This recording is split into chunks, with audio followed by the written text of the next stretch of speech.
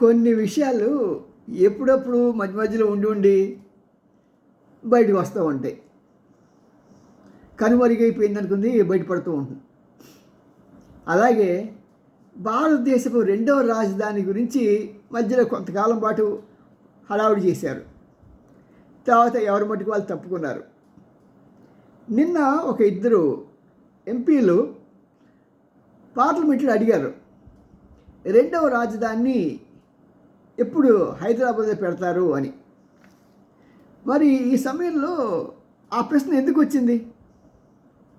ఎవరు అడిగిచ్చారంటే BRS party వాళ్ళు అడిగిచ్చారు. ఎందుకంటే కేసీఆర్ గారికి చాలా ఇష్టం తన హైదరాబాద్ని ఇక్కడ ఒక రాజధానిగా చూడాలని, దేశ రాజధానిగా, సెకండ్ క్యాపిటల్గా చూడాలని ఆయన కోరిక. ఆయన కొన్ని మంచి అభిప్రాయాలు ఉన్నాయి, నేను కాదన్నా. గుళ్ళు కట్టించాలన్నా, లేకుంటే పూజలు చేయాలన్నా, ఒక రకమైన మంచి ఫిలాసఫీ ఉన్న వ్యక్తి. అంటే అఫ్కోర్స్ మంచి ఉన్నాయి, చెడు ఉన్నాయి. ప్రతి నాయకుడు లేకుంటే అంతకాలం ఎలా పాలిస్తారండి?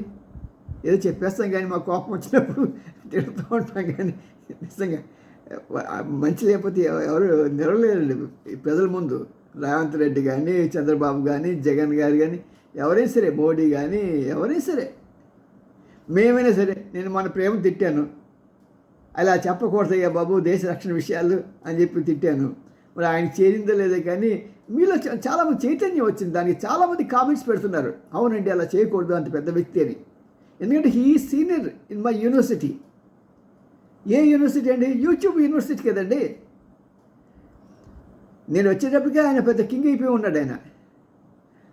అంటే ఇప్పుడు మన చిరంజీవి గారు సినిమా ఫీల్డ్కి వచ్చేప్పటికి అప్పటికి ఎన్టీఆర్, ఎన్టీఆర్, కృష్ణ వీళ్ళంతా ఎలా ఉన్నారో అలాగా వీళ్ళంతా పెద్ద పెద్ద మన ప్రొఫెసర్ నాగేశ్వరరావు గారు, లేకుంటే వీళ్ళంతా పెద్ద పెద్ద మధ్యలో జస్ట్ 2 years బ్యాక్ అక్కడ వచ్చింది. కాబట్టి దానికి చాలామంది అప్రిషియేట్ చేస్తూ పోస్టులు పెట్టారు. I thank you all.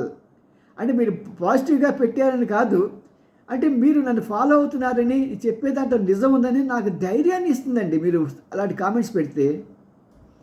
అంతేకాకుండా యూట్యూబ్ వాళ్ళు కూడా గ్రహిస్తారు, he's talking something with sense అనేది. ప్రజలు దాంతోపాటు వాళ్ళు స్పందిస్తుంటేనే పక్కవాడికి ఇది వస్తుందన్నమాట. ఓకే, ఇదేదో కాపీ మెటీరియల్ కాదు, ఇది ప్రజలను ఉత్తేజపరిచేది, పాయింట్ని ప్రజల ముందు తీసుకొస్తున్నాడు. దేశంలో కాదు, ఆఖరికి యూట్యూబ్ యూనివర్సిటీలో స్టూడెంట్స్ని కూడా వాళ్ళకి కేసులు తీసుకొచ్చి ముందు పెడుతున్నాడు అనేది కూడా వాళ్ళకి తెలుస్తుంది. అఫ్కోర్స్ నేను యూట్యూబ్ని కూడా తిరుగుతూ ఉంటాను, అది మీకు తెలిసిందే కదా.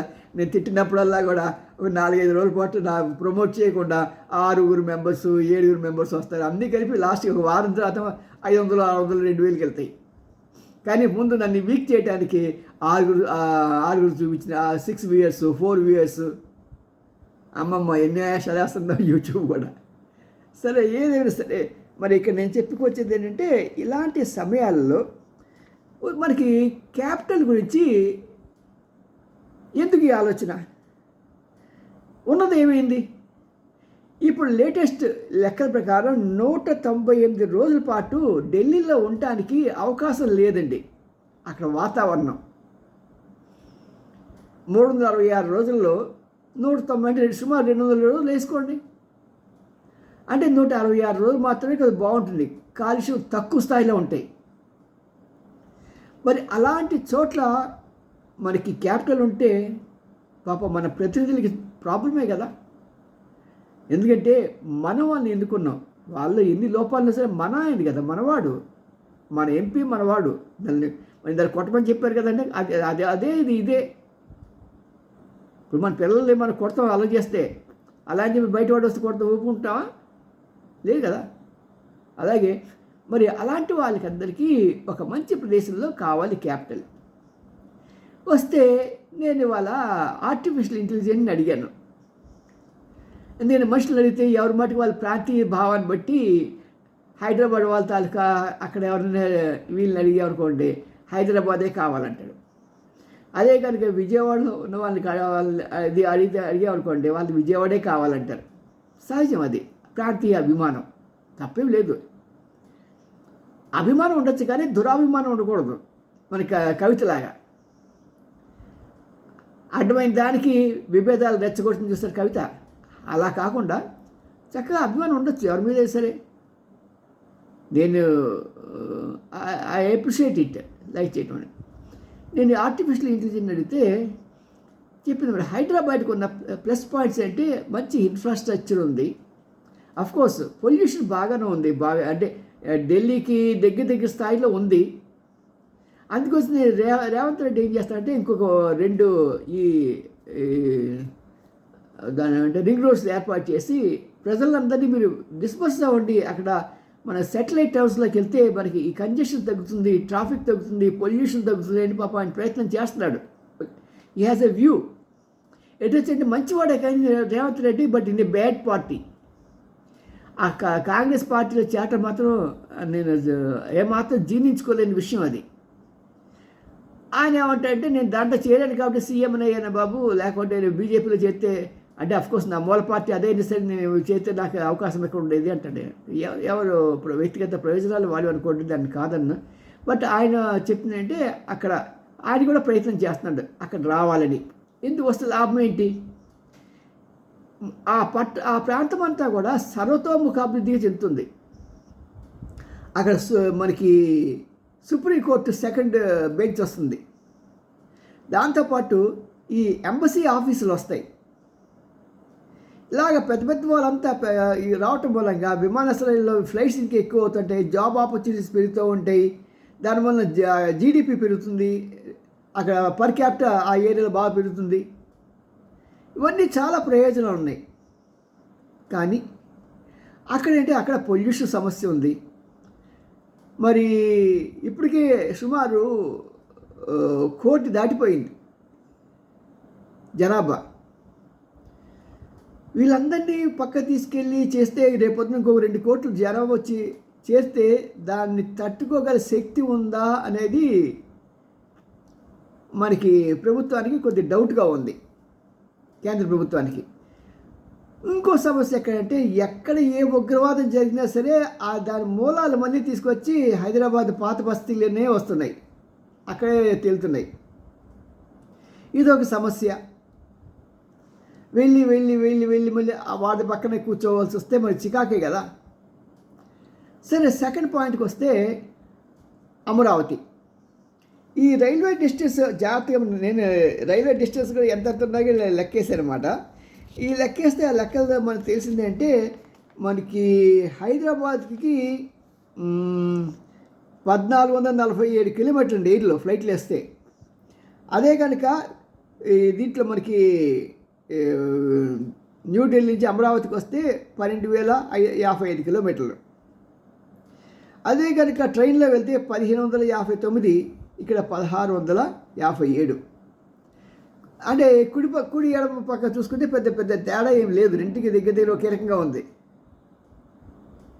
మరి అలాంటి సమయంలో ఇంకా మనకి అడ్వాంటేజ్ ఏముంటుందంటే ఇక్కడ ఆల్రెడీ ఒక కొత్త ఇది ఏర్పడిన సమయంలో పార్లమెంట్ భవనం కట్టడానికి మంచి అవకాశం.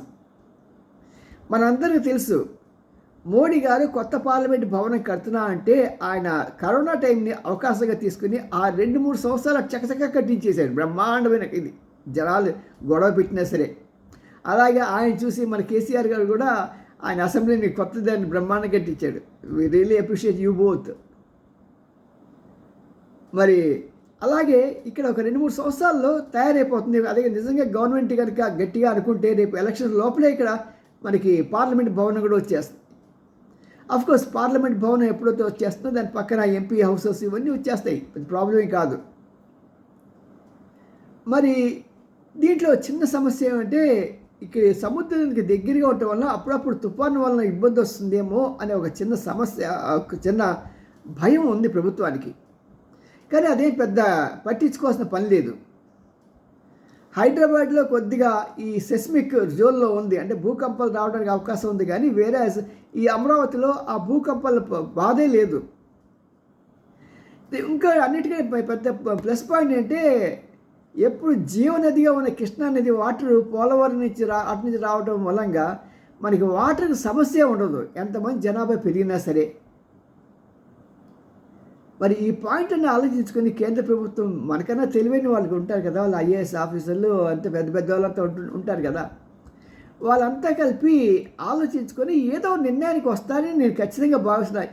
ఈరోజు కావచ్చు, రేపు అవ్వచ్చు, ఎల్లుండే అయినా అవ్వచ్చు. ఆ రోజుకి నేను ఉంటానో ఉండనో తెలియదు. కానీ త్వరలోనే ఒక ఫ్రమ్ టుడే ఆన్వర్డ్స్ ఒక 2 to 3 years లోపల ఈ సెకండ్ క్యాపిటల్ అనేది ఖచ్చితంగా జరుగుతుంది. కానీ ఇక్కడ సుప్రీంకోర్టు బెంచ్ అది ఇప్పటికే ఎలాగ అంటే కర్ణాటక తెలుసు మాకు ఎవరని సెకండ్ క్యాపిటల్గా, అలాగే తమిళనాడుకి తెలుసు వాళ్ళకి ఎవరని, కేరళ పాయింటే లేదు. మరి ఏమి అడుగుతారు వాళ్ళు? మాకు సుప్రీంకోర్టు బెంచ్ మా స్టేట్లో పెట్టండి అనడానికి ఆస్కారం ఉంది. సాధారణంగా ఎక్కడైతే క్యాపిటల్ ఉంటుందో ఆ క్యాపిటల్లో సుప్రీంకోర్టు ఉండటం అనేది సహజం. హైదరాబాద్లో రాజధానిగా సెకండ్ రాజధానిగా ఉంటే హైదరాబాద్లో సుప్రీంకోర్టు సెకండ్ బెంచ్ ఉంటుంది. ఒకవేళ అదే అమరావతి అయిందనుకోండి, అమరావతిలోనే ఉంటుంది. ఇవన్నీ సహజమైన అటాచ్మెంట్స్ అనమాట. దాంట్లో వాళ్ళు అడిగారు ఇవ్వలేదు అని దానికి మళ్ళీ రాజకీయ రంగులు పులుముకునే కన్నా కూడా వాళ్ళకి వీటికి పరిస్థితులు ప్రజలకు తెలియాలి. మేము చెప్పకపోతే మీకు ఎవరు రేపొద్దున వాడు యాజిటేషన్ చేస్తాడు. అక్కడ కాంగ్రెస్ పార్టీ మేము కాంగ్రెస్ పార్టీ వాళ్ళని కాబట్టి మనకి ఇవ్వలేదని. ఇప్పుడు మనకి షారుఖ్ ఖాన్ కొడుకు ఒకసారి వాళ్ళ కొడుకు బోట్లో షిప్లోకి వెళ్ళి అక్కడ రేవ్ పార్టీ చేసుకుంటే పట్టుకుంటే మేము ముస్లిమ్స్ కదా అందుకని మమ్మల్ని పట్టుకుంటున్నారు అన్నట్టుగా ఉంటుంది. ముస్లిమ్స్ కానీ నువ్వు ఎవరైనా సరే నువ్వు తప్పు చేసినప్పుడు పట్టుకుంటారు అక్కడ. అంటే వీళ్ళంతా కూడా ఏదో రకంగా ఒక బహానా తీసుకుంటారన్నమాట. పీనే కెలియే బహానా చాహియే అంటాడు అమితాబ్ బచ్చన్. అంటే తాగుబోతు వాడికి తాగటానికి ఒక సాకు కావాలి అని. ఈ రాజకీయ పార్టీలు కానీ ముస్లిమ్స్ కానీ వాళ్ళకి ఏదో ఒక సాకు కావాలి. వాళ్ళు ఆ సాకును పెట్టుకొని బయటకు వచ్చేయాలి. మరి పత్రికలు ఎవరు వీటిని ప్రజల దగ్గర తీసుకెళ్ళటలేదు. మన తెలుగు ఛానల్స్ కూడా ఎవరు తీసుకెళ్ళటలేదు. నేను ఒక చిన్న ప్రయత్నం చేస్తున్నాను. నా ప్రయత్నాన్ని మీరు ఆస్వాదించండి, మీరు తెలుసుకోండి, మీ చుట్టుపక్కల వాళ్ళకి మీరు పంచండి, షేర్ చేయండి, లేకుంటే మీరు డిస్కస్ చేయండి. మీరు నెట్లో వెతకండి what are the advantages of being a capital, second capital to Amaravati అంటే మీకు చాలా ఇన్ఫర్మేషన్ వస్తుంది. మరి అలాంటి ఇన్ఫర్మేషన్ పంచుకొని ప్రజల్ని ఎడ్యుకేట్ చేద్దామండి.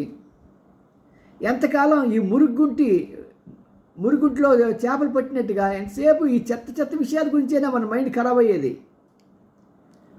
మన ప్రజల యొక్క బ్రెయిన్స్ని ఎన్లైటన్ చేయాలి, వికసింప చేయాలి. భారత్ వికసించడం కాదు, మనం వికసించాలి. ముందుగా ప్రజలు వికసిస్తేనే భారతదేశం వికసిస్తుంది. మోడీ గారు వికసిత్ భారత్ అంటారు. ఆయన వికసిత్ భారత్ కరెక్టేనే బాబు. వికసిత్ ఇండియన్స్ అనాలి, వికసిత్ హిందూస్ అని అనాలి. అది లేకుండా దేశం అంటే మట్టి కాదో దేశం అంటే మనుషులు అన్న ఆ స్లోగాన్ని మరి హిందీలో ఆయన తెలుసో తెలియదో కానీ అది జరిగినప్పుడే మనం నిజంగా పరిపూర్ణమైన ఆ వికసితిలోకి వస్తాం. సియోమి N Ramji, senior journalist, Gudiganta TV 9 like చేయండి, షేర్ చేయండి. ఈ వార్తని అందరికీ తెలియజేయండి. అందరూ ఎదుగుదాం. అందరికీ ఇంటర్నేషనల్ ఎక్స్పోజర్ కావాలి. ఇది ఇంటర్నేషనల్ ఎక్స్పోజర్ కాదు, మన భారతదేశంలో జరగబోయేది ముందు తెలియాలి మనకి. దానివల్ల లాభాలు ఏంటి, నష్టాలు ఏంటి అని. మరి నాతో సహకరిస్తారా ప్లీజ్? సియోమి N Ramji, senior journalist, Gudiganta TV 9 like చేయండి, షేర్ చేయండి, సబ్స్క్రైబ్ చేయండి మాత్రం మానకండి. బాయ్. మీరు ఇచ్చే ఒక లైక్ మాకు పెద్ద కిక్.